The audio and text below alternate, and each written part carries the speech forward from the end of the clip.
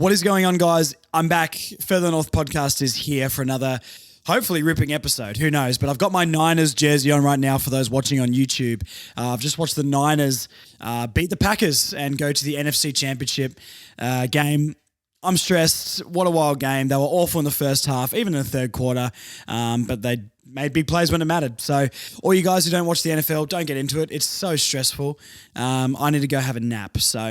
But hey, we're not here to talk about that. We're here to talk about North Melbourne. We've got a massive episode coming up. But before that, I just want to say thank you so much for the response to the live show. This is awesome. I posted up about it. Charlie Comben posted up about it. Close to a Flag and Marnie, obviously, we're all getting involved. For those who don't know or haven't listened yet, we're doing a live show at Bonehead Brewing in Kensington on the 25th of February at 2 p.m, okay? Tickets are going to be on sale on Monday at 9 a.m. So this should be out Sunday night. Tomorrow morning, for those who are listening right now, maybe you listen on the Monday morning, maybe they're out right now, I don't know. But Monday morning, tomorrow, what is the date? It is the 21st, so 22nd. Monday the 22nd, 9 a.m. That's when the tickets are out. I'll be posting links. Close to a Flag will. Everybody will. You'll be able to find them. It's $15 a pop for a ticket. You know, I tried to make it as cheap as humanly possible because I feel so bad, making people pay to come and listen to me talk. But hey, I'm so grateful to be in the position to even be able to do that. So yeah, it's going to be fun. Close to a Flag's there. Marnie's there. Charlie Comben's coming down. You can meet everybody. Hang out with Chom, grab some great beers at Bonehead Brewing, and we're doing a season preview. We're going to play some games. We're going to get some audience participation. You guys can win some prizes and things like that, and it's just going to be a Sunday sesh where we hang out, talk North, and drink some beers. So it should be pretty good. It'll be all over the socials. So for those who don't know, North Melbourne Close to a Flag on Facebook and Instagram. We'll be posting that out. My socials, Further North Podcast everywhere, Further North Pod on Instagram, but you'll be able to find it. And those who follow Marnie, everyone probably does. So she'll be sharing it all out too, so you'll find it. I guess that's all the updates, guys, on the live show. But yeah, for real, I'm super, super grateful and never thought I'd be doing anything like this, to be fair. So 9 a.m, Monday the 22nd. Grab your tickets. I'd love to see you all down there. There's not heaps available, but I didn't know how big or small it was going to be. So, yeah, I'm excited to see you all there, and who knows? You might win some prizes, and we can cuddle. We can cuddle when we're there. Anyway, on today's episode, Joel is back. He is officially now the I keep going to say Close to a Flag. I love those guys. The Further North Podcast mole on the inside of Arden Street. He went down to the Match Sim, La Trobe University, and has all the inside scoop on all the players, who's hot, who's not. We're going to talk about that. We also cover the injuries and all that sort of stuff that's going on. Our injury list is already getting a bit out of control, and we do have a quick chat about Tarryn at the end. So I'm just going to pass it straight over to that. Thank you so much, guys. Jumping straight into that. And I'll talk to you at the end, probs. So we have a fan favorite back on the podcast today. We're back on Zoom. And we've got Joel here ready to tell us all about the Match Sim, which is very, very exciting. First off, how's 2024 treating you? And what's it like being back on the podcast for another year? Oh, yeah. Thanks for having me, Josh. It's been a good start to the year. Keep myself busy. Been working nights, so it's nice to get back into the daylights. Good to actually get down and see some footy for the first time this year and actually see players running around and chasing the ball, which is good. Yeah, absolutely. I can say now the Further North Podcast officially had a mole on the inside of the North Melbourne Match Sim. So, you can be that guy for the rest of the year. And if we need to plant you in the club to get some intel or information on the sly, you're now my go-to. Oh, sounds good that way. I do like getting down to the practices in the VFL. I think it's good atmosphere. So when you get down there, it's good to get around it a bit more informal sometimes. I am watching all of the James Bond films back from the Connery days and going through all of them chronologically. So I think I've got a fairly decent knowledge on spy activity, but I feel like I'm more of an M and you're more of a Bond at the moment. I was hoping that you were going to try to do the Scottish accent and North Melbourne finishes in the finals this year. Oh, that was solid. pretty good. I won't lie. I'm like, oh, there's a bit of Connery about me. I won't lie. I won't lie. Beautiful. So basically, we're just going to start talking about the match sim, and we're going to overreact basically because, after one match sim at a university footy ground, that means we can definitively say who's going to be good and who's going to be bad for the entire rest of the season. So there's no more definitive chat than this after one entire match sim. Do you agree? Oh, yeah. I mean, this is clearly the most important one of the whole season, discussion-wise, I think.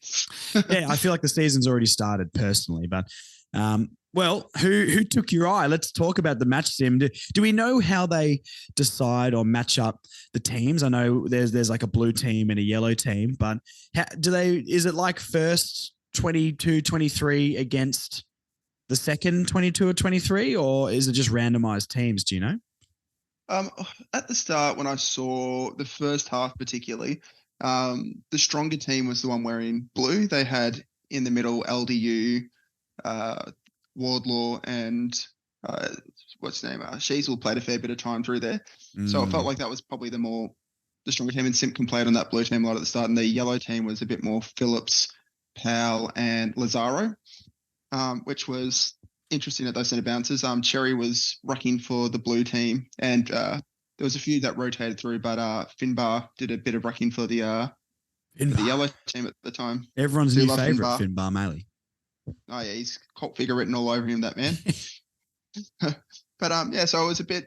I felt like the stronger team at the start in terms of personnel was the blue team, and then they did tend to rotate a fair bit through, like players would change jerseys, and obviously when they wanted different looks, and Larky, for example, was on the blue team the whole game, but then I think Wardlaw was blue the whole time. Sheasel switched between teams.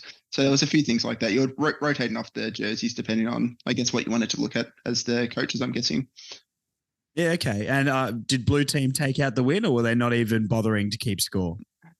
Well, the first half particularly, where I felt it was a bit more stable and a bit the stronger centre was the blue team. The yellow team was actually tending to be a fair bit stronger, which surprised me a bit at the time. Should we overreact and say that we're not going to be good and not win a game after that? Oh, definitely. Yeah. I mean, that was the end of it. But it was interesting watching the centre because LDU, I felt, was running a bit of a slower pace himself, like he wasn't going at full steam. Yeah. But you could see every now and then just like there was one beautiful play that he did, which was just a flash of brilliance where he's gotten the ball, walked around 7 people, and then flicked out the handball blindly to Simpkin, who's done a nice snap around the body. And that was like just in front of me. And that was really nice to see for LDU. Yeah, beautiful. But, yeah, that was one to go. So, but yeah, do they, I don't know, with these match sims, I guess, are they more recreating game scenario, or was it just a game of footy and see how it goes? Like, well, I know, what did they do in the preseason last year? Wasn't it something like they would stop the game, or there'd be like 5 quarters, but and there'd be an extra quarter at the end simulating the last 5 minutes of a match or something? Was it something like that, or was it just a straight up game? Well, this one, it tended to be just the 4 quarters, but then every now and then towards the end of the quarter, you would hear someone yell out 2 minutes left. No, don't let them score. And something like that. So obviously that'd be nice. At a point like that, obviously at points like that, they're starting to try to set up situations a bit more. But it wasn't anything as formalized as like taking it back to a certain area or taking it back to the kick in deliberately. Like it was just like a bit more opportunistic. It's like 2 minutes left, don't let them score, and then they would continue the play on. Yeah. And it was, so they're just, obviously there is some situations, but mostly I think because this is the first sim of the year, I think it was just mostly trying to get people's feet underneath them and get them structured up in the right areas of the ground. Yeah, okay. So we'll go through some individuals that caught your eye in a second. But firstly, just as a team and as a structure, did you notice any ways that we were trying to play that might differ from last year? Obviously, we've recruited Dylan Stevens and Zach Fisher. It seems like we're trying to get a lot more run off half back and through the midfield and everything. Were we playing quicker, or was there anything you noticed that was different about the way we're trying to play, or anything we should be excited for? Good question. That it was definitely the pace. I thought of it. We're doing for me. It was a good season pace already because it's the first, as their first sort of hit out for a lot of them in terms of, a bit more of a structure to the game. There was a lot of pace coming from behind. That's interesting in some of the roles that some of them are taking up, which we can go through with the individuals. But yeah, a few roles they're in. I didn't notice it being particularly quicker at the moment, but I also, it was starting to look a bit sharp for some of the yellow team at the start, particularly was looking relatively sharp with some of their kicking, which is, surprising. And a few players you could just see some real elite qualities, which is really nice to see. But other than that, I didn't really notice that it was particularly a faster speed, but there are definitely players playing new roles now. Yeah, okay. So did you notice, because one of the things that, I guess I was banging on about last year was the very unfair criticism on Jack Zeeble. And Jack Zeeble to me was so integral to how, when we got possession in the back line, to be able to start the transition forward. Was there anybody in particular who you could see maybe taking that role? Like who was mainly intercepting in the back line? And I guess we did try and chip it short sort of out of defense. Was there anyone you saw that might be trying to fill that gap? There's a bit of a tough one, that one. There was a few that went through that role, to be honest. Like a lot of the run and overlap was actually coming from Zach Fisher until directly in front of me, he pinged his hammy, it looked like at the Lovely. time. But he was really getting a lot of it, and he was really feeling that, probably more of that Cheezel role where he was coming from behind, catching the hand pass and kicking it up and using his leg speed to really catch the next pass and the next pass. A few other players rotated through that role, not with the intercept marking as much, because we had probably like Big E, Pink, and Kay Dawson.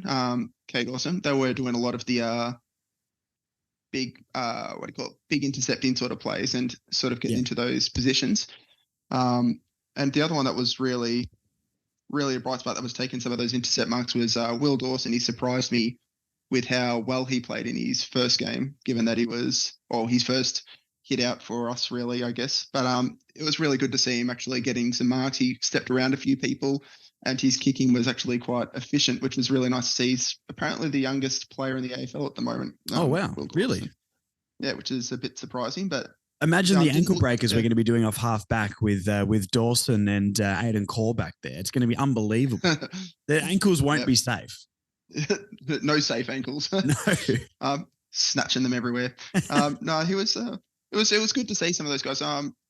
Goda, obviously similar into that role as well, but I didn't get to see as much of him. He was a bit of he's one to watch. Obviously, didn't do as much as I would have liked, but was integral to the structure of our defense, though, I would say, which is good to see. Okay. Well, let's start going through some individuals then. Anyone who caught your eye the most? We can go random order here. We've already talked about this a little bit in the messages, but let's just go spitfire and tell me what caught your eye. Tell me any players or anything that stood out. What should we get the fans excited? This is the first hint of football action that we've had. So let's start pumping this thing up and overreacting completely. Well, I mean, my personal pick for who was best on field was Darcy Tucker, which is a interesting one. I didn't expect that to be my pick. Yeah. He particularly, I think it was second and third quarter, just his class was a level above. He played off half forward and off half back at different stages, but his ability to move through traffic and a couple of the balls it was really surprising. And I got to see it pretty up close for a fair bit of it. Kicked a couple, I think he kicked a goal or two, and he was giving a few off as well. His speed and just his footwork around those packs was really, really, really impressive for me this game. He was really, it impressed me and gave me a good hope for the season for him to be. I think he's lock best 22 at the moment, but it'll be interesting to see how he goes. Yeah, that because when you sent me this message and I saw that right at the top of the message was Tucker, best 22 currently, not a player I thought would be in the 22 or I would give much consideration to. I think he, for me, obviously is going to be crucial depth throughout the year. And I think he'll get plenty of footy because, as we'll talk about later, injuries are going to be a thing. But that's good to hear. I mean, we need players challenging, especially like half forward, half back. There's not going to be any room for mistakes this year because there's always going to be someone else in those positions who we can bring in. So it's an interesting one with with Tucker. I'm really surprised, and not a name that's been floating around a lot of North fans' minds, I reckon. Mm. Yeah, no, as I said, I was surprised with how good he was moving, how good he looked on the field. He looked just a slight class above a lot of the players on the field. He was pretty sharp with his finishing and pretty looks match ready already. Okay. I guess was there anyone who was playing the second key forward role? Do we know who might be taking that mantle? CCJ definitely was in structure. It was his first game back since his concussions, I believe, or first like full running essentially. CCJ definitely filled that role. He was a bit disappointing, but it is his first game back since. That's I'll give him a bit of space for it. Since concussions, I think it was. I think he took one contested mark in the middle of the ground, but then he was mostly just structure player up forward, to be honest. He didn't hit the scoreboard, I don't think, and he didn't do anything that overly caught my eye other than probably just structure, which it did help with. Well, that's disappointing, mate, because we know I'm a CCJ guy, and I needed you to lie to me just then and tell me that he kicked 5. He was taking hangers for fun, and he's going to be the number 1 forward, and Nick Larkey can take the number 2 mantle. It's probably not going to happen this season, I'll be honest. The one that was also surprising that didn't kick goal, but he took a few more contested marks and was moving really well was good old Finbar Moose. Finbar, mate, we love Finbar. Yeah, he was he took some really strong marks around the ground, which was really impressive, and he moved well with it. He's a little bit raw in terms of like kicking the ball around, but you can see how strong he is overhead. He's got an athleticism that our other 7-foot plus guys don't seem to have. Yeah. Or, 2 meter. Well, the tall guys. Very tall people. Very tall people don't seem to have. He's done that. Yeah. A couple of really nice marks, moved it around the field pretty well. It didn't look too lost out there, which is nice. But he was probably one that I'd be starting to watch a little bit. So it was very good to see. To me, he outperformed CCJ. Mm-hmm. And he did occasionally come into that second forward role as well. Yeah, wow. Yeah, he spent some time in the ruck? He did as well. He's got a lot of athleticism. He's he can do a few things. He's definitely did in the game. He rucked against Cherry most of the game, which was interesting to watch. But no, it was a good one. Do you think what's his size like? Is he a very skinny lad, or does he need to put on a bit of size to play that bigger role still? He actually looked pretty big, to be honest. I think he's actually a bit more of he seemed a bit bigger than like Will Dawson. You can see how thin he is for his size, where Finbar looked a bit more filled out, to be honest. Like he was, and he was like you could tell he was strong, like with what he was doing. He was really giving issues to whoever had to go with him at the time. Yeah. Yeah. Okay. Tell me about, let's talk Duursma and let's talk Cooper Harvey. I heard 4 goals apiece for both of those 2 lads. Give me your report. Both very beautiful to watch. The more delicious, standout of the perhaps. 2. Yeah, oh, absolutely. Cooper did surprise me, obviously, because I had him a bit further down the pecking order in terms of mid-forwards / small forwards. He got goals in a number of different ways. Like he took a nice mark and kicked it from outside 50, which was very good. He snapped a couple from crumbs, which is also really good. Yep.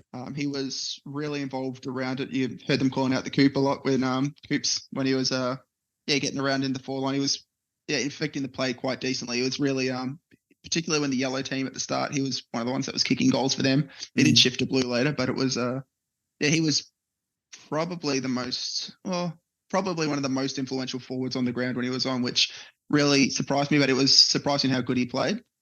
And he looked really ready for the season. He's hopefully taken that step up for the 3rd year now or 2nd year. And it'll be good to see. 2nd year, Duursma, yeah. Well, that's good because once again, like the gluttony of, those medium-sized forwards we've got, I mean, the more competition, the better. I mean, if our VFL team is killing it because Cooper's kicking 4 a week in there and he needs to get in, but we can't get him in the team. I mean, this is all good problems to have, So, yeah, I like to hear that. And once again, like you said, not really someone who I thought talent-wise was quite up there with like even a Duursma or a Paul Curtis and all that sort of stuff. But it's good to hear that he started very, very strongly. Yeah, strong marks and strong kicking a goal and strong crumbing, which is all what you want to see from that sort we of didn't player. have many crumbing goals. I'm trying to think of times that we kicked a goal from a crumb, and I don't remember too many. We did see his marking ability last year for his size as well. He's obviously bigger than his dad, but like that's not the highest bar to set. But No. he was always a strong mark. Didn't he take 6 contested marks in his first game or something? Yeah, you could see the strong hands at play as well. But in his early games, that's one of the marks of his game. I think he's actually quite a strong contested mark, which is because he's not the tallest, but he's not short, but he's pretty average size, and he can mark it pretty well still, and he outmarks people his own size regularly, I would say. Talk to me about Duursma then. Sell me a dream here. Is he playing every game and winning the Rising Star? I do love Duursma. He got 3 of his goals from nice marks, and a couple of times around the field, it was that marking on highlights again. He'll mark it. There was one beautiful mark down the wing, which wasn't a goal that he didn't try. He was on the wing here when he's marked it. He's jumped up, highest point of the mark, ball, just marked it beautifully. And I've looked at him like, oh, that's the exact kind of thing that I want to be seeing come, it was really athletic and great mark. He kicked, his forward craft is obviously brilliant. Every time he took a mark and every time he does take a mark, he manages to get space. And it's not like he didn't take these contested marks like he can do. There were a lot of them where he'd run back into the correct spaces and that. He's got like a really strong sense of forward craft. Yeah. One of his goals, which is a beautiful crumbing goal, was beautifully tapped down by our forward rock occasionally, which was Greenwood. Okay, spicy. Here we go. Yeah, he got a beautiful Arnie, if you're listening, double hand tap down. Oh, Greenwood was fantastic on the game. Duursma, beautiful tap down, beautiful by Greenwood. He's taken it and just snapped it straight away, and nice goal. He looks very much the part. He looked a bit more ready than I expected him to. And I have really high ambitions for Duursma. So it was nice to see him have a good run around. I was watching him pretty closely because that's one of my interests to watch this year. But okay. So, I mean, I think the general consensus on Duursma has been, he's probably not playing round 1. I'm not sure why that has been like that the whole time. I guess it maybe is the options we've got in those positions. But, I mean, I've always sort of had a gut feeling, why wouldn't we throw this guy in from round 1 like we did last year with Shears? I'm sure Wardlaw would have played round 1 last year if he didn't have his hamstring concerns. Do you reckon he's a shout for round 1? Early days, obviously, plenty of preseason games to come. We do know this. We're not just overreacting because we actually think this guy's. But do you reckon he's making a case for round 1 selection? Oh, I mean, after a game like that, yeah, definitely make a case for it. He's one that I still will wait to see closer to the start of the year. Yeah, I think against actual opposition too, even the preseason against a different team, it's going to step up a little bit more again. Yeah. But some of his assets are just like his forward craft is really tough to learn as well as he does. Like he's just got an ability to find space and his marking is really strong. My only concern for him is being a bit because he'll get bodied by bigger opponents and that'll happen early because he's 190 centimeters now, I think, but he's still pretty slender for somebody's size. Well, that's what I was going to ask you too. What did his size look like? Because there was talk about Wayne Carey was only 193. Can he be the second key forward? I know he's pretty thin and was he 18? Like, what are we expecting? Larky was the size of a stick when he turned up at the club, but like height wise, did he seem like he could potentially go into a semi-key position role, or do you think he's going to be that medium-sized forward? I think I think he lands a bit further up the ground because he's just got the assets to be able to, he's athletic. Fast, and athletic. He can really mark it from most balls that are coming into him. He's got a really good sense of that. And his kicking was pretty on point for, he made the most of all of his opportunities when he kicked a goal. And when he had the ball in the field, he was kicking it pretty well into 50 as well. So, playing early, I could see him do it. Whether or not he does or not is another thing. I guess it's just he did look slender still. Yeah, he'll have to put on a bit more strength over the next few years. But absolutely, he's young, so but he'll put on a bit more strength and But the craft that he uses already at the moment, he doesn't have to rely on strength, which is Yeah. also a good thing because as he gets stronger, he can rely on that a little bit more. Which Larky, what about Nick? Let's just talk. Let's concentrate on the forward line. We'll go mid and we'll go into the back line then, just as a thing. Yeah. Like anything else from the forward line? How Larky and Paul Curtis and Jaden Stevenson? I think there's obviously a lot of pressure on Larky to back it up, but he's the best 22. But I guess Paul Curtis and Jaden Stevenson also fighting for those forward positions. Did you see much from those guys? Yeah, Curtis was really sharp when he had the ball. Didn't get it as much as I would like, but he was really sharp with it. He did a beautiful kick down the field to hit a target up in the forward line. I think it was Likey at the time. Yeah. And he does look classy when he's got the ball in his hand. He does look a bit more polished this year than last, I think, just from a few of the he looks ready. He's looking pretty good already considering how early it is in the preseason. Stevenson looked really classy. I really liked what I saw from him.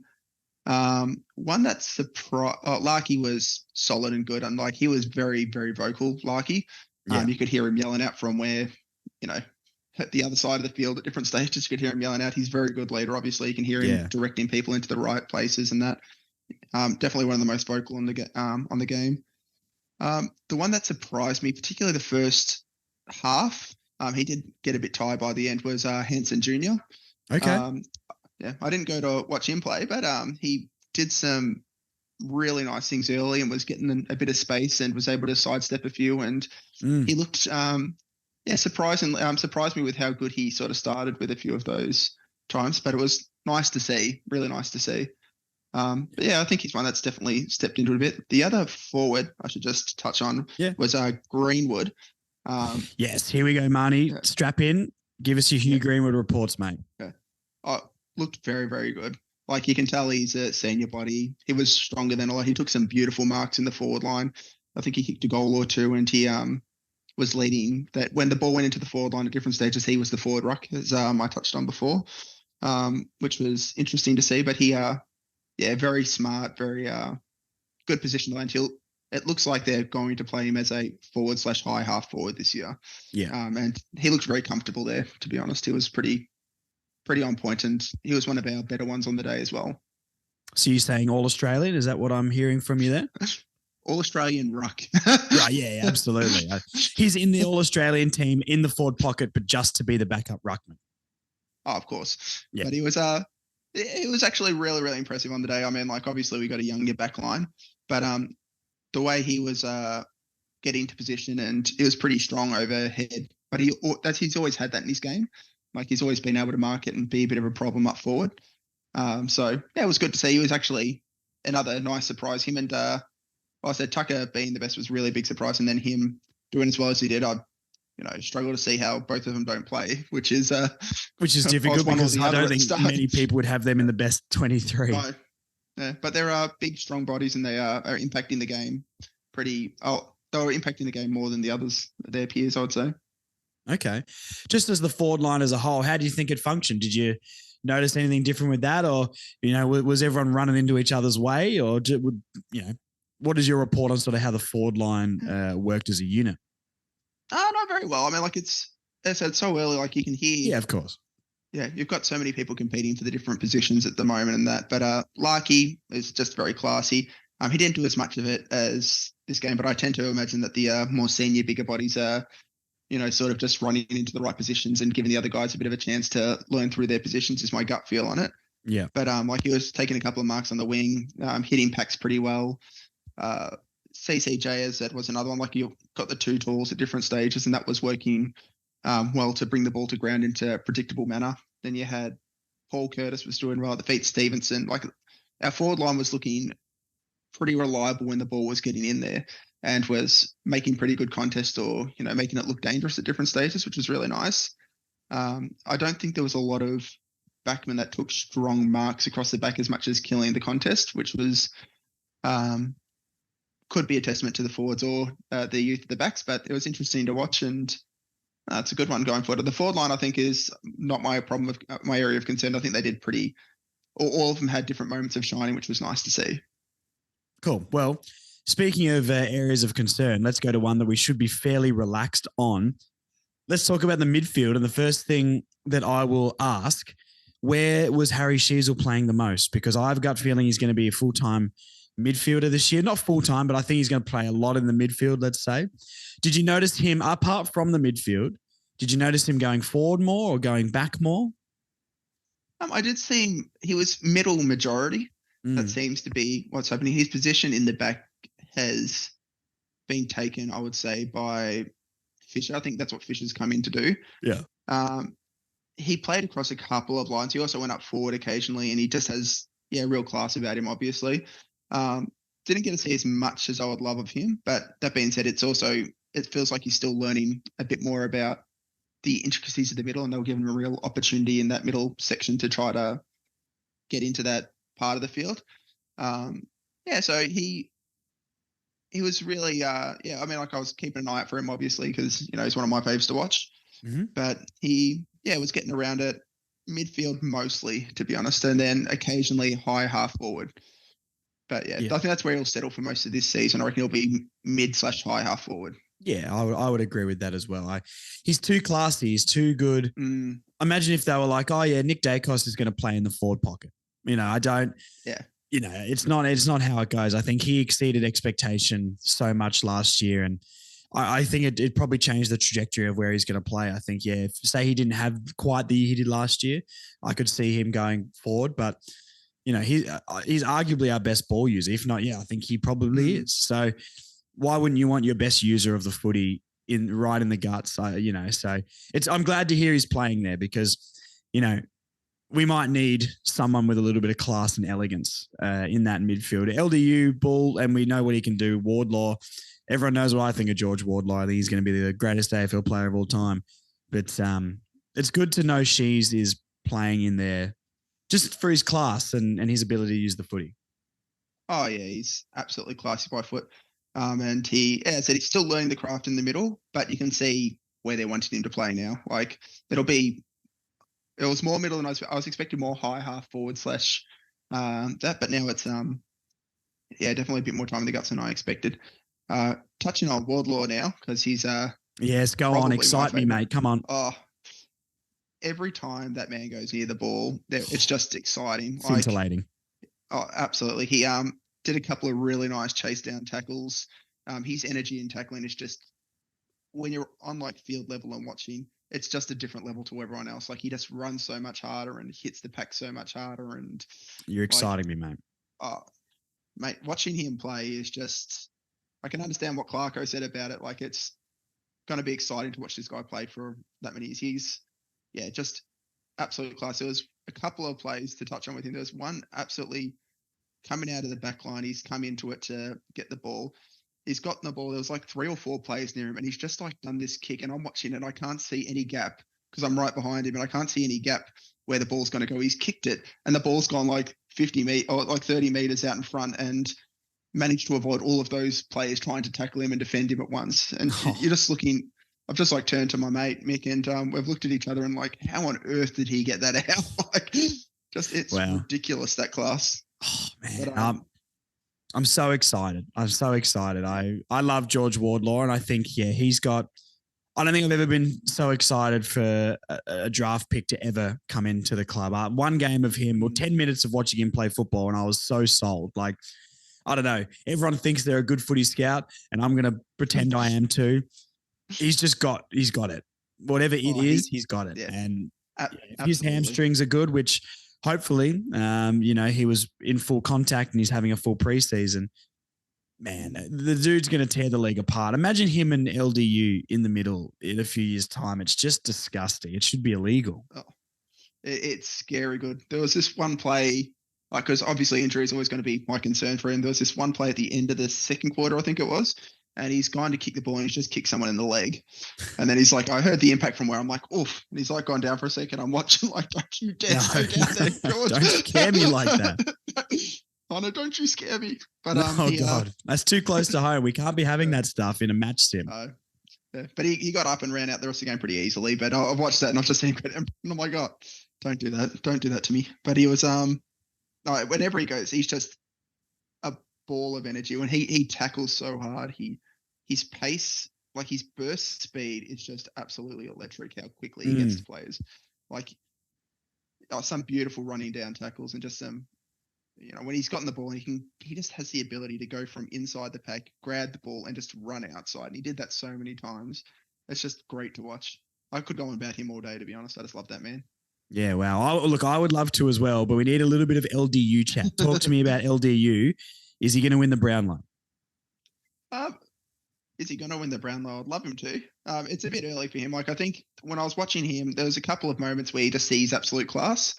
I think he got caught once in a tackle by Lazaro, but Lazaro was pretty on point. Lazaro's actually been very good in the preseason, I think. But yeah, it was. You could see when he was sort of started to amp up a little bit and ramp up and take a bit more speed, but it felt like he was sort of, not the focus of the midfield with the way they were playing at the time.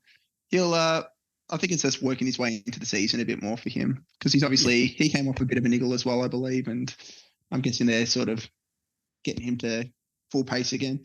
He didn't stand out except for like a couple of, yet again, moments of pure brilliance, like that one in the forward line where he's, just, twinkle-toed around 7 people and then just flicked out a beautiful hand pass after making, 3 people or 4 people look silly. And then Jai had a beautiful snap at it. Yeah. But yeah, that was a nice one. LDU, but yeah, he wasn't one that overly stood out to me on the day. Okay. Jai, I guess, that was probably the other one at the time. Worked really hard as well. Bit of time in the centre bounces and a bit of time outside. Just he's got a great engine. You can see him running all day. Yet again, didn't like overly stand out, but did some really nice things on the day as well. Like he has a couple of cameos where he does this really nice play or two and in a row, and you're like, yeah, he's still there. He's still got a lot of talent.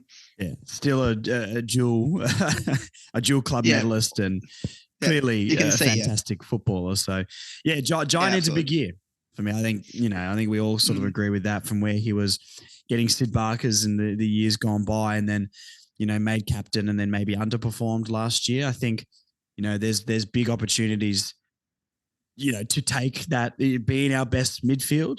And I think a lot of people would have said that maybe he's not in our best 3 or starting 3 midfielders at the centre bounce, but he's absolutely got the talent to be. So that needs to be his goal. And I think he can do it. He's a very talented guy. Oh yeah. He'll definitely be attending a lot of centre bounces. But like when you've got LDU and Wardlaw, those two are just so important in there from different aspects. Yeah. And then you've got one that I'd touch on as well, which is Will Phil. He was, very good on the day. His hands, you can tell he's benefited a lot from having a full preseason. This is his first full preseason he's had. Touch wood, it continues that way. But yeah, it's 4th year he's coming into now. And he was actually, you could see him putting a lot together. I've got high hopes for him this year. I think when you've seen him at his best in the AFL in a couple of games where he's had like those 30 plus disposals and like 10 tackle games. Yeah. I think he's got capacity to do that more regularly. It'd be a hand pass heavy game, but also a very smart ball user when he did have it. Like he can kick those short distances very well and hit up those short targets and do those kicks that a lot of other people won't take on with those smaller kicks. But he's a good extractor and he's a pretty smart player. Yeah. No, I expect a big year from him. Like you said, full preseason, 4th year now, and look at the midfield we're building. He would know that there's pressure on for him as well. But I think he can be that sort of player that we don't really have a lot of. I know people see Wardlaw and LDU as in and under guys, and they can be to a degree, but I think he's got something a little bit more class, maybe being able to get the ball and feed the hands out like a Ben Cunnington did. I know they're not the same sort of player, but in that aspect, I think they are. They can be fairly similar because you're right. In those games, he was good. Him getting the ball and sort of feeding it out to a runner was his strength. Okay, so here's the big one: Colby McKercher, our prize recruit. Give me the lowdown, mate. What did you see in the match sim? He doesn't quite stand out as much as the others just because he's a bit smaller and a bit tricky to see inside of the packs and behind everyone. But he was involved. He had a couple of really nice runs off halfback occasionally. I think he filled into that role and through the middle. A couple of really, yet again, it was what I look for sometimes with these players is I'm looking for those moments that you can see something that they can do. Yeah. and quite a few times, like probably 2 or 3 times I saw him do it where he would take a nice sidestep and get around a player and manage to open up the field a bit more because of his elusiveness there. And he did that a few times, which was really nice to watch. A couple of nice tackles I actually think I saw from him as well, which was nice. Not as much as I remember, like he didn't do the big, like Georgie, when he gets the ball, just stands out from a mile away because it's just explosive, where Colby's a bit more of a, you can see the change of speed, you can see the sidestep, and you can see the shorter kicks, but not as much as I expected. Like I was more impressed this game with Durs than I was with Kolb's. Yeah.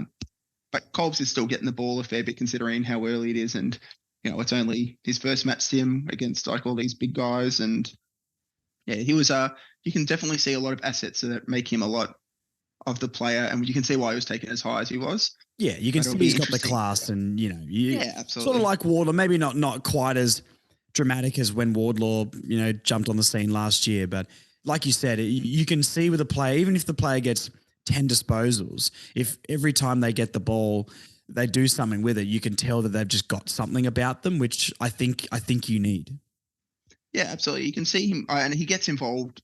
He's already getting involved. He's obviously part of team structure and planning. Like for me, I'd be surprised if he wasn't playing round one. Yep. You can see where those assets are, and he's going to be a really reliable, good player that just can get the ball and get those. I think this year he'll just be that reliable player that can get the ball and kick those short distances, step around a couple of people, and he'll work his way into his career. But I was hoping, from what I saw earlier, I was hoping that he would sort of fill the Sheezer role, but obviously Zach came into the team to do that. But he was playing a bit more middle, to be honest, which is good to see because that's where he'll end up. Yeah. But yeah, you can see, I don't think he'll be getting those, like it's hard to remember how spoiled we were with Sheezel. Like that doesn't happen. Yeah, like, this can't be the bar every year for our draft picks. That is not the bar. That is way too good what he did. But he'll be, you can already see like he'll have some really good games, I reckon, and then he'll have a lot of games where he's sort of like at that 17 disposal mark is going to be my gut feelers, where he will be starting a fair bit of it. But he steps around a few. He was getting a few nice kicks down the field, and he was involved a lot, which is nice. Yeah, cool. And I think that's a really good point as well Sheezel is not the bar for what we should be expecting from a lot of these guys. And you're right. Like they are 18. They need a few years to really become the stars. But hey, I won't say no to him having a Harry Sheezel type year. But yeah, let's not and I don't think anyone really has been, to be honest. I think people have been pretty realistic or level-headed with this, which, the general public has a tendency not to be. But yeah, that is not the bar. And if Colby ends up having 15, 17 touches a game off halfback and does a mixture of good and bad things, doesn't mean that he's no good. So, absolutely. What else from the midfield? Any, like you mentioned Lazaro. What about like a Tom Powell? A lot of these guys that might be on the fringes of the midfield. What did you see from any of those guys? Yeah, well, I mean, like the B group at the start of the game particularly was, Laz, Phillips and Powell. And they were, to be honest, I thought winning a bit more of the ball out of the centre, which surprised me a bit. But I'll touch on the rucks after this. Well, that's my next question, mate. But Laz was fantastic. He's really, he's one of those players who really just hope it works out for, but it's so hard with so many high players in front of him. He's worked so hard. He's stepped another level, I think, in the off season. And he's looking like he was tackling well. He sticks out a fair bit because you can see his hair pretty easily. And he was running well. He was kicking well. He was impacting the midfield pretty. Like he was the first quarter, I would say, is probably close to the most impactful mid. Him and Phillips were working so well together, which was nice. Tommy Powell, not as much as the other guys. Like the other guys shined a lot more than him this game, to be honest. They played him a lot in the middle, which is his preferred, and occasionally high half forward, but mostly through the middle. He was not as much as him as I would have liked to have seen, considering I think he's under a lot of pressure this season. Yeah. As I said, Lazaro is one that's every time I watch him at the VFL and every time I've watched him, Matt Simpson, that like his work rate is massive. He's got a good engine. He just doesn't have the burst speed of a Wardlaw and an LDU. He doesn't have the penetration on his kick of those guys, but his work rate in that is just incredible. Like he's close for me to being. He's just a slightly different skill set than Phillips. But Yeah. and I think Phillips is better in the inside get the extraction, where Lazaro can slightly take it to the outside, but isn't quite as high quality as Phillips inside. So it's a very tough position for him, but he's got a lot of great assets about him. Yeah, for sure. Yeah. The a couple of players, maybe one I forgot to touch on in the forward line, but someone I think might be doing a bit more midfield. There's 3 players I'm going to ask you about before we go to the rucks. Talk to me about the wings, Dylan Stevens and Bailey Scott. And we didn't touch on Bull. We didn't touch on Zerha. Dropping a lot of kegs and hopefully some more midfield time. Let's go Bull first. What did you see from him? Yeah, obviously he didn't play on the game, but he was doing laps the entire time. Okay, so he didn't play, did he? Yeah, no, he didn't play. But Is there a reason for that? I didn't think he was injured or anything. Or I think he had an ankle injury that he did in like an early sort of scrimmage. Did he? Okay, I don't know if I remember that or not. Yeah, but he was running very free in that. But his body shape change is drastic, like really noticeable. At the Essendon North game, I went to the rooms after the game, the last one, and I was near him, and he's just a fridge at that point, like not fat, just like absolutely solid, Stringer like a ball body of muscle. Yeah, just an absolute ball of muscle. He looked like he's got that triangle shape now. He's like his shoulders are massive and his hips are a lot thinner, strangely. He's like he's lost weight, but he's really lean. I reckon my gut feel is I want to send him into the middle a lot more. I love him in the midfield. There was so many times last year where they threw him into the midfield just to create chaos when we needed something to change. And I think he's the ultimate player to throw in the midfield to just that element of who knows what's going to happen here. But if we need to make a change or need something to happen now, put him in there and he might make something happen because he's got the most sort of, we know he can win a game off his own boot. He's the king of Marvel, but I don't know. If you want to create the element of chaos and just do a Hail Mary pass to see if you can win this game, chuck him in the guts. Yeah, absolutely. He was you can see that. I said the shape has greatly changed for him. Has greatly changed. It was very noticeable for me. Obviously, in the off season, he's changed his body shape, but super noticeable. You'll notice him when next time you see him live on telly. It's a big change for him. No, I'm excited for that. Yeah, Stevens and Scott. Scott did spend a little bit of time off halfback occasionally. Mm-hmm. Both of them, you can see the role for them. Like Stevens, really classy, very pacey. He's definitely outside. Yeah, I really liked what I saw from him. He was getting involved in the plays and doing all the right things. Bailey is just classy, a bit more vocal as well. He's in that leadership group now as well. Absolutely. A bit more vocal. He was moving the ball well and he had some decent pace there. He looks ready for the season already. He's itching to go, you can tell. Yeah. There was a few moments just like he would get the ball and he would run down and do those classic sort of just creating those spaces that he does. And link up handball and running into space. Yeah, absolutely. He was looking really good. But both of those guys, they're going to work well together. I've got really high expectations for those two. I think they'll be really good on a wing each. Absolutely, yeah. I mean, there's no debate really. Is there locked on starting 2 wingers, barring injury, of course? Yeah, absolutely. Absolutely for me. Bailey is just the only thing that might stop Bailey is if he goes slightly more back, which I did see occasionally, but I think that was a bit after Fish went down as well. Yeah. But it was just classy, just so classy. Bailey is he gets a lot of plaudits, and obviously Geelong went really heavy at him when he was out of contract the other time, and you can see why. Like he's just got all the assets, and he's smart and he's reliable, and he's a great player. Oh mate, you're saying everything I want to hear right now. But let's go to the rucks then. And before we talk about the rucks, can you just say on this podcast that I have influenced you in 0 ways about these opinions on any ruckman that may be spoken about right now? Yes, no, Josh is not holding me hostage on the ruck situation here.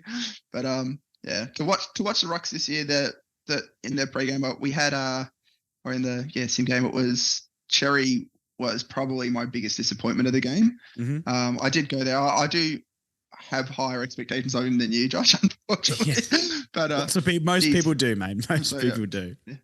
But he was, with the exception of one absolutely gorgeous tap down to LDU behind his head.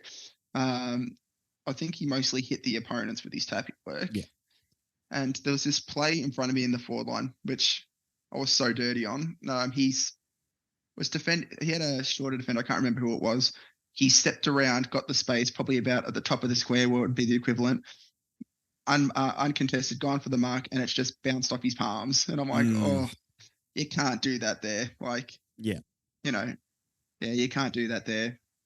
But it's going to be a disappointing season for him. Unfortunately, I'm hoping that hopefully this is just the pre-match and just the start, but we'll go from there. Yeah. Yeah. And look, I don't want to be the Jerry guy, and I don't want to be the guy who's always, saying negative things about Tristan Jerry, because, like we all know, I'd love him to be an All-Australian ruckman.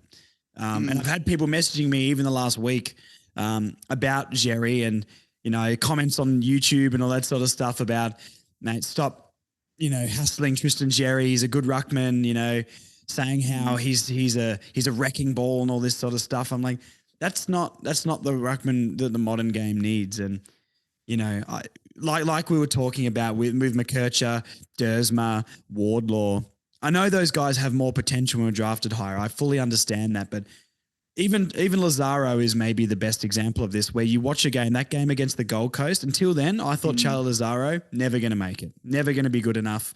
Good, solid VFL player, star in the VFL, really. He averaged 30 plus, but, he then in that Gold Coast game showed me what he can do on an AFL field. And I was like, look, you've shown me. And Tristan Jerry hasn't done that yet at all. Like we all saw last year, when he came back from his awful injury, and I fully acknowledge that.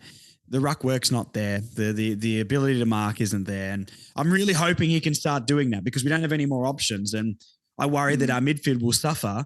Our talented, incredibly talented midfield will suffer because of maybe the ruck position isn't up to scratch where it needs to be, or even to compete. So I really do want Jerry to be good. And those sort of big ruckmen, I love that sort of player historically, but he needs to be able to tap the ball to our team and give us first use, and he needs to be able to take marks. Decent set shot at goal, but I don't know. I'm not sure what they're seeing in him, and Taylor Goad, for me, just put him in. Like, put Biggie in the rug. I've talked to a bunch of people about this in the messages, in the DMs. Like, I know we think Biggie is a project, but we also would have thought Finbar is a project, and people are sort of talking about him like he might be getting an opportunity, but we're not talking about Biggie like that. I don't know. I'm confused on the ruck, because, and you tell me if you think I'm crazy here or what your opinion with this is, because I'm just ranting now. But I'm not sure why people see more in Jerry than I do. I don't know if I'm just being incredibly harsh and I've formed an opinion and it's hard for me to change it, or if I'm just maybe seeing the reality of it and everyone else wants him to be good and they're still holding on to the hope of that. One, what do you think of that? Do you think my opinion is maybe too harsh? And two, do you think we have another option like a Biggie Newen, or is Goad going to get a chance in there? Yeah, Goad was not on the field. He must be carrying something, because he was doing laps around. I did keep an eye out for him. But it's one that Cherry, I think, has had a lot of positive news coming out of previous pre-seasons. Yeah, the last two pre-seasons, he's been the guy. He's been the Zerha of this year, where it's like he's looking good. Yeah, he's had that a lot, and to his fairness, he has been cut down by injuries at times where he's sort of looking at getting into the side. My gut feel on him now is, I think, like, if you're going to be that type of ruckman that he is, you need to be plucking marks. Absolutely. Which is like, there was one Darcy, the Freo Darcy, when he got re-signed, I was a bit disappointed. I was hoping that we might potentially... We did talk about that, yeah. But he was one that could be, like, that's the model that, he's got very good endurance, Cherry, but, like, he needs to be plucking those marks. Like, when that mark, I heard it bounce off his hands, I'm like, oh... You can't drop that. Like, he did everything right. He got to the right position. He got past the guy. He created the space. The guy was smaller than him, so he needed to grab it. But when it's bounced off his hands, I was just so disappointed. And watching him rock it down and seeing the yellow team run away with the ball every time. I mean, you could argue technically that they would know the call outs, so potentially they're one ahead of him in that situation. But just a bit. It was disappointing in this game for me. Finbar looked great when he was around the field, and as I said, Finbar was taking some of those marks, and Cherry just wasn't doing that. Yeah, which is you need to be taking those marks if you're Cherry. Absolutely. And I don't think. Yeah, I think previously I might have thought you're being harsh, but after watching a couple of them more recently, I'm like, oh, you might have something here, Josh. yeah. Maybe I had a point all along, and now everyone's slowly, joining the side. And look, like I said, I don't know. I don't want to criticize Jerry every week, and I don't want to be that guy that is just the Jerry hater, because it's not my intention here. Like, Tristan Jerry looks like an awesome dude, and if he'd been on an AFL field and had that game where, so this is like Callum Coleman Jones, right? That CCJ has had games where I'm like, that is what he can do. His game against the Swans, his game against the Bombers last year, I think he was good against the Pies and creating that lead up option onto the wing to take marks, which he did for that period of time before he got his concussions. And he's shown me, even though I know the last few games, he had 4 good games, CCJ, when he came in the team after he kicked 9. Yeah. And then those next few games after the bye, he was very disappointing. And I've never shied away from that. I know when a player is good and not, but he's shown me what he can do on an AFL field. Is it consistent enough? Absolutely not. And is it, am I sure that CCJ is going to do this year? No, but I've seen what he can do on an AFL field, and I know what he's capable of. I haven't seen that from Jerry, and I think that's the main thing for me. CCJ has had twice the game of that Tristan Jerry has ever had on an AFL field, and I know some listeners right now will be shivering at that, but it's true, and there's no argument to back up Jerry being a better player. I would be starting CCJ in the ruck personally and maybe pushing him forward, but I know that's probably not going to happen. I know Jerry's going to get all the minutes and all the time, but it baffles me, man. He needs to earn his spot. He can't be thrown in there because he's the only option we've got when we do have other options. Like I've said, put Biggie in there. Biggie seems good with his hands. He's athletic. He's going to be able to jump higher than everybody. And that's more of a modern archetypal ruckman than Tristan Jerry is. So look, if Jerry starts plucking marks on the wing, is using his strength to his advantage and tapping the ball to our players, I'm all on board and go for it. And I really, really genuinely hope he does that. But I just haven't seen that game. I haven't seen that thing that he's got that makes him an AFL ruckman. So look, let's not talk about the rucks anymore, but I'm backing Jerry. I want you to be good, my friend. Please make me never say anything negative about you again. I genuinely hope that he does that. He's not listening, so whatever. But this has to be the year for him, and I just think they're going to persist with him way longer than they should when I think there's other options there. But regardless, let's transition into the back line then, and someone who I just spoke about who maybe could be a ruckman, but plays in the back line. Biggie, what did you see from him? Did he play? He said he played majority key position back. Yeah, I'll probably touch about the 3 at the same time, which was Big E, Kalen, and Pink. They were all of them Pink. You can tell body size, he's pretty broad and strong already. Yeah. Kalen, I think, has gotten a bit bigger again, which is really what I like. Okay. I think Kalen spent more of the time on Larky, which is a really, as I take that for what you will. Big challenge, it's a big challenge. And I think could suggest he's the, not saying this, but could suggest he's maybe preferred in that position currently. Yeah, that's my gut feel on it. But Pink's smart. He moves out well. A couple of times he got to good positions and did a beautiful lead out mark where he's taken from, he's read the play a bit better than because they rotate through obviously and go through, but he went across and took a beautiful mark against Larky, just picking the right way the ball was falling. Kalen is my gut feel is going to be the preferred one to start the year. Interesting. But that being said, it's going to be tough to split them. Biggie was more ready than I expected him to be, considering that he only played the one and he was off the rookie list. He was a bit more ready than I expected him to be. But all of them, there was nothing there that made me particularly overly worried with any of them as their one-on-ones. They were doing the right things. They were getting the right positions. One to touch on here as well is Core, who wasn't playing. He was running laps and occasionally standing on the sideline and doing a bit of coaching. Yep. He's very vocal, very good leadership. You could tell why he's in the leadership group, to be honest. He was calling out the players, telling them where to go. I think he's going to be incredibly important to that back line with the young guys and as they develop and leading the structure of that back line.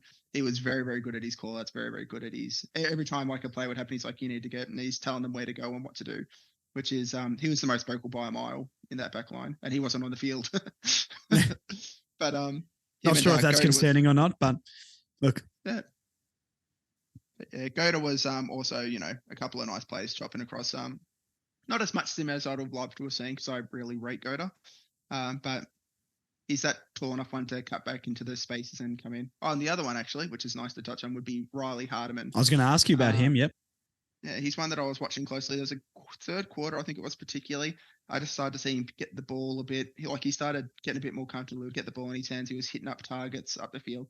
He looked pretty comfortable coming across packs and taking the ball in front. He was a nice surprise. Not nice surprise. I always thought he would be a bit more ready to start. But maybe looking more ready than you thought. Yeah, exactly. And he was a bit more I noticed him a lot more than I noticed Bergman, for example, on the field, and Bergman played, but I noticed him a little bit more, and it was interesting to see, but he's got something about him, Hardman. Like when he had the ball, coming off that half back line at different stages and hitting targets up, and he looks very comfortable with the ball in his hand. It's he was a good one to watch, to be honest. Yeah, okay. Because I think he's someone, even from what his highlights suggested in his draft package, that could potentially play that zebra role, like an intercepting, medium-sized defender with decent disposal. So I'd say probably not round one unless he tears up the preseason games. But yeah, I think it's interesting with him, like Bergman as well. I love Miller Bergman. I thought he was really good last year and really, really unfairly dropped and wasn't in the team because I think his disposal efficiency was fantastic last year. But I would like to see Bergman in that role. Has Bergman bulked up at all? Is he sort of bigger, or does he, look sort of similar to you? Because I feel like if he got a bit of size on him, and he could be that sort of intercepting guy in the back line, and because his disposal is so good off the back line. Yeah. To be honest, I didn't overly notice him on the day. Like I saw him a couple of times. Like it's probably not a good sign that I noticed him and I'm like, oh, there's Bergman. Oh, I haven't seen him yet today.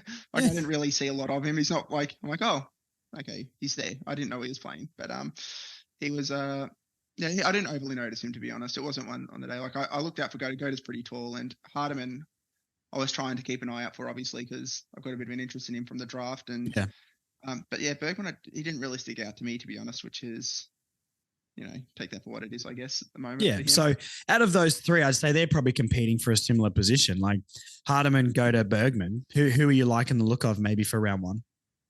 I mean, with runs on the board, Goda, I really like. I mean, Hardiman was adding something when he had the ball, which the other guys weren't. He was like a bit more of that take the ball and move it up the field.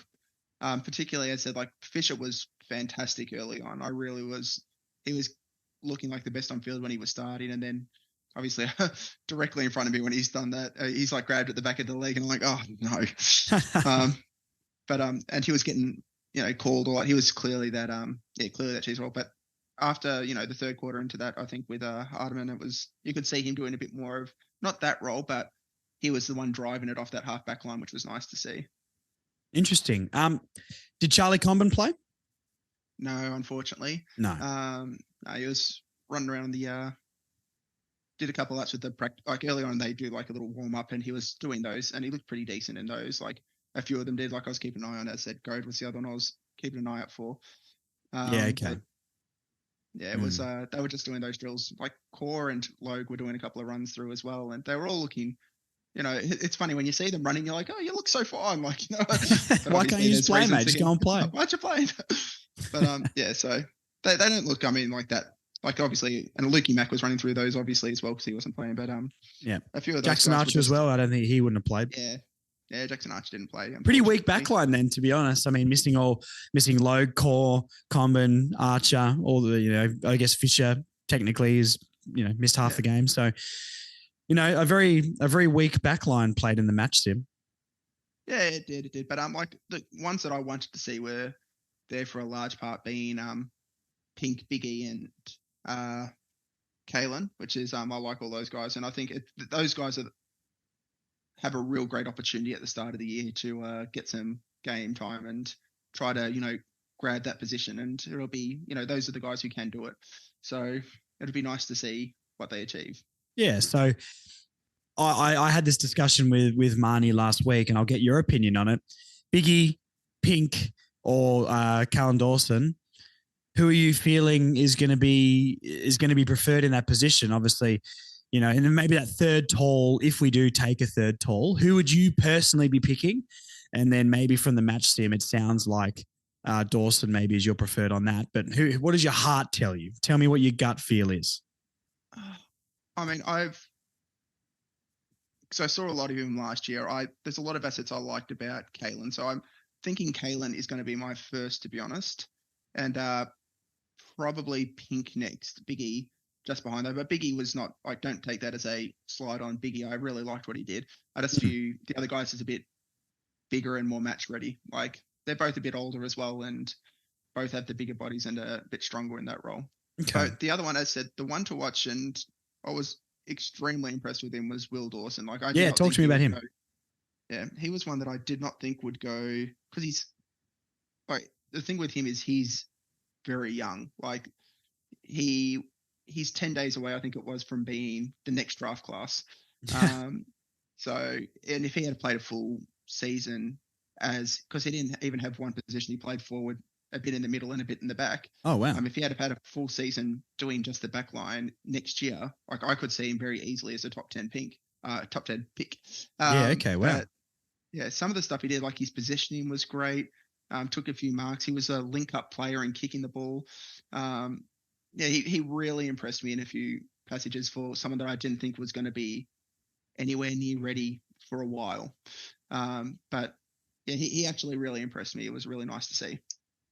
Okay. Yeah, wow. Any other players you want to touch on? Anything else? What was Clarko like on the sidelines? Was he doing the holding the ball sign? Like, what was he up to? To be honest, I actually didn't really spot him because a lot of them were sitting up a bit higher and. Maybe they would have been in like a coaching box to get their view or something.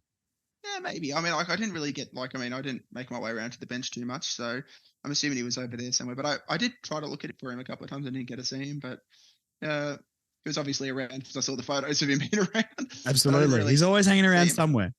Yeah, he is. I saw Viney. He was up there looking over everything, which was nice. But it was interesting to see. But no, I'm trying to think of anyone else that really. So I said Hansen Jr. was a nice surprise for the moments. Like I didn't have high expectations, but he did well. Obviously, yeah, the standout, I said, like I was surprised with how much Tucker stood out to me, and Georgie's just, as I said, explosive. So stop it, mate. I'm getting the shivers already. I love George Wardlaw. But yeah, I think that was my sort of take on a lot of it. I think there was quite a few nice things to take away. I said some of the young guys that I was watching fairly closely was nice to see get a few. So yeah. Yeah, sweet. Well, it's been a good insight from you. Absolutely. Like any trainings or anything you can get down to at all, please do. And we can come and always do another podcast and you can give us the inside scoop, because you are now officially the mole of the Further North podcast, which I'm sure is a title that you've been longing for a long time. I've always wanted to be called the mole, so. I'm not going to dive into that any further. That could be a dangerous path to go down. Really quickly, we've got about 10 minutes left on the chat here. So let's all just run through some injuries really, really quickly.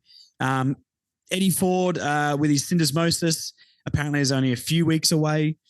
Jackson Archer, he's done his groin apparently, lightly done his groin, but the Irish bloke on the on YouTube said he's 5 to 6 weeks away. That Irish man, every time I see him talk, he seems really friendly, but he's always here to ruin my week. CCJ, concussion symptoms, but he's back in full training as of this week, I think. Aiden Core, ankle, 2 to 3 weeks away. Braden George, his elbow is only about a week away until he gets full-on contact. These weeks here are all for full contact or full match sim training. Luke McDonald, hamstring, 4 weeks away apparently. Griffin with his ACL, he did say he's about around 10 to 14. Not weeks, that's the round he might be coming back in, or they're aiming for between round 10 and 14, which I think is pretty ahead of schedule personally. And we saw how he did in the time trial. So that's exciting. And lastly, Zach Fisher did his hamstring, and they're going to have a test and see what it's like. So a fairly concerning injury list. Nothing, we knew Griffin was going to be out for a long time. And I guess Jackson Archer is someone I really wanted to step into the 22 this year, but I don't know. Big name. Like, I think Ford, Archer, personal opinion, CCJ, Core, Elmac, Griffin, Logan, Fisher are all in our best 22, 23. And I'd say Braden George, with his potential, could be by the end of the season. How do you feel about the injuries really quickly? Is it something we should be concerned about with all these like soft tissue things, or is that just North Melbourne and we're going to cop a lot of injuries again this year?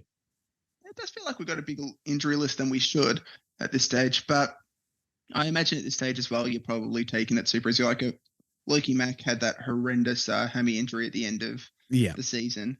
Then Core, it was ankle at the start of during the preseason already. Yeah. But yeah, no, it's one that you would be definitely keeping an eye on why we're getting these. It's important to sort of see why they're happening is the thing. But the guy on YouTube, the lovely Irish guy, he appears to. It was really interesting when he did the breakdown a little while ago about, where the injuries are coming from and what are preventable versus non-preventable, essentially. And yeah, he did that well. It was interesting. But the ones that you really want to see sort of up and running, it's pretty early in the preseason still. It's true. Let's not unlike this podcast, let's not overreact too much to the injuries for now. Plenty of preseason, and hopefully a lot of them are all right for round one. So yeah, just a quick update on the injuries there. I guess the last thing to touch on, and we only do this for 5 minutes max. More Tarryn Thomas chat, unfortunately, with a new person has come up with allegations of some domestic violence and that sort of stuff. And that's about all we know. He was meant to be summoned to court through the week, and it's been postponed until next week now.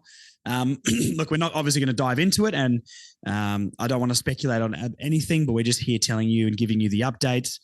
I guess my thoughts on this is it's incredibly disappointing that the allegations are out there. I think it's important, and my opinion on anything like this is let's not make too many judgments about him or what the situation was before we know exactly what happened. I think innocent until proven guilty is a thing that I wish the internet, especially in the general public, would do. It's not our place to speculate, but I'd say if these allegations are true, I would find it hard to have him back in the team. And I think being in a contract year, it might be his last year at North if it is true. If it's not true and it's a situation where, a scorned lover maybe wants their time or something like that, and I'm not trying to suggest that is what's happening, but there are always two sides to this, then obviously I would be happy for him if the allegations are false and someone's making some claims for the sake of claims. Then obviously we'll be more than happy to have him back in the team because he's a player that we need. But even with these things popping up, I don't know how I feel about I'm more than happy to forgive people. Obviously, I've been a big Tarryn backer in this preseason, and I stand by what I said with all of that. But now new allegations have popped up. Is there a lot deeper rabbit hole here? And is this something we want around the club? And it's hard because he's so talented and can be our best player if he wanted to be. So I'm not sure exactly where I stand. I'm still processing it, but I hope everybody doesn't overreact to this and make their opinions in their head too solid. Let's just let it play out, see what the go is, and let the club make the decision. I think we can all have comfort that Jen and Sonia are handling it all, and the right outcome will be released. But that's sort of my opinion on it. Very disappointing from not from Tarryn, because once again it's an allegation, but disappointing that it's popped up when he seemed to be in for a big year and a player that we really, really need. So if it is true, I don't think he plays again personally. If it's not true, I hope he can come back into the team and everyone can move on. But I guess you never know when this stuff is going to pop up, because it did seem like it was in the clear. Joel, just your 2 cents really quickly, with a couple of minutes left. Just what are your thoughts, or what's your feeling on it all? Thoroughly disappointed that it's out. My hope for the preseason was no noise from the club and no noise from Tarryn specifically. Completely agree. I mean, obviously innocent until proven guilty. Just given the history, it makes it a bit harder to have hopeful thoughts with it. But, obviously wait till it all pans out. But it's just thoroughly disappointing that his name's up there again. It's unfortunately we hear it too much in negative terms opposed to how brilliant he is on the field. So just disappointed that it's up. Hopefully from a North Melbourne point of view, and probably from a personal point of view, that it's, nothing. But, it's unfortunate though. You would really wish that he wouldn't be in these situations where this happens. Yeah, no, absolutely. I guess that's about all there is to touch on that. Just once again, updating everybody. Everyone already knows, I'm sure, but if anyone wanted to know what our opinions were on it, here we are. That's what the podcast is all about. So look, hopefully the club makes the right decision with this. Hopefully it is false and Tarryn can come back and play. But hopefully if it is true, the club acts appropriately. And I guess we just wait and see that play out, and, let's not get too involved, especially online. Let's just let it play out. So that would be my opinion on it anyway. Anyway, what a downer to end the podcast on after a great podcast. Thank you for coming on again, and thank you for all your work getting down there and watching all of this and giving all the listeners the inside scoop here. So appreciate you coming on again, Joel. And I'm sure there'll be plenty of other times throughout the year that we'll hear your voice and, spying on all the players. You've got a newspaper with 2 holes cut out of it. I think I've heard you've fashioned your own cardboard bush that you can sit behind and slowly move towards the pitch and all that sort of stuff. So we've really got some high-tech spy equipment for the mole job that you've partaken. Beautiful. Thanks for having me on again, Josh. Always happy to be here. Beautiful, mate. I'll talk to you again very soon. Thank you to Joel once again for coming on the podcast. Always good to chat. And some good insights there. Some good insights. So looking forward to, preseason games coming up in the next few weeks and see who hits the ground running. Hopefully a few of those injuries can get up and about. And we're going in pretty healthy into round 1, but plenty of time to round 1, guys. We'll stress way more before then. You know that. So I'll leave it there. Basically, once again, live show, tickets out Monday the 22nd at 9 a.m. I'll be posting the links. Marnie, Close to a Flag, will. Further North Podcast on Facebook, Further North Pod on Instagram. Thank you to everyone on YouTube who continuously watches. Please like the videos, subscribe, all that sort of stuff. And you can see my face, which sometimes is good, sometimes not. But hey, whatever floats your boat. So, I think that's about it. I'm trying to think. Do I have any more updates and news? No, not really. Please, guys, live show. I can't say it enough. It's going to be so sick and so much fun. So, if anyone's got any questions or anything at all, please just message me and I'll tell you what's going on, or share the link, or, help you out in any way needed with the live show. So, anyway, another great episode, and I'll be back next week like usual. Who knows what we'll be doing, but thanks for listening again, guys. Thank you for watching, subscribing, commenting, and all the love on the live show that we have announced. So I'll see you guys next time, and I'll hear from you Monday when all you buy the tickets. So, genuinely, I appreciate it. I feel really weird talking about the live show. I don't want to be arrogant at all. I'm such a shy, humble dude. I don't know. I'm nervous. I'm nervous because I'm putting tickets out to something for people to come and see me. And I'm like, why would people want to pay and do that? That's so weird, but I don't know. I'm just giving you a little bit of an insight into my brain right now. I'm just ranting. But I never thought I'd be able to do something like that. And it's because of you guys that I have been able to do that. So hopefully I've organised some things worthy of your money and your time. But it's beer, North Melbourne, Charlie Comben, prizes, hangouts, fun. So what more can I say? Thank you guys. Talk to you very, very soon.